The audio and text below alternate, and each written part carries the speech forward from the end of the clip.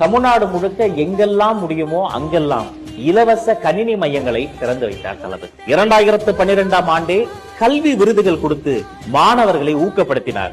ஏழை மாணவர்களுக்காக ஓசூரில் இலவச பள்ளிக்கூடத்தை திறந்து வைத்தார் தளபதி. அந்த காலகட்டத்தில் எத்தனையோ ஏழை பெண்களுக்கு அன்னை இருக்க வேண்டிய இடத்தில் அண்ணனாக அவர் இருந்து 51 சீர்வரிசைகள் தந்து பற்பல ஊர்களில் எத்தனையோ இலவச திருமணங்களை நடத்தி வைத்த தலைவர் தான் நம்முடைய தளபதி. சென்னை அரசு மருத்துவமனையில் ஒவ்வொரு வருஷமும் அவர் பிறந்த நாள் அன்று பிறக்கின்ற குழந்தைகளுக்கு தங்க மோதிரத்தை பரிசாக தருவார் தளபதி.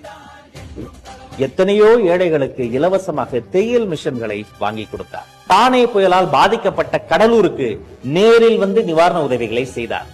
மிதிவண்டியில் இருந்து மாற்றுத்திறனாளிகளை சமூகத்தின் மாற்றும் திறனாளியாக மாற்றக்கூடிய முச்சகர வண்டிகளில் இருந்து, நோட்டு புத்தகத்தில் இருந்து, அரிசி பருப்பில் இருந்து எத்தனையோ உதவிகளை தாராளமாய் கிள்ளி அள்ளி அள்ளி கொடுத்தவர் தான் நம்முடைய தலைவர் தளபதி. சிவகாசி, திருநெல்வேலி, ஈரோடு, புதுக்கோட்டை, திருச்சி, மதுரை, விழுப்புரம், பாண்டிச்சேரி என தமிழகம் முழுக்க பல ஊர்களுக்கு நேரில் வந்து நலத்திட்ட பணிகளை செய்தவர் தான் தளபதி. சுனாமி, குஜராத் பூகம்பம் போன்ற பேரிடர் காலங்களில் உதவிக்கரம் நீட்டினார் தளபதி.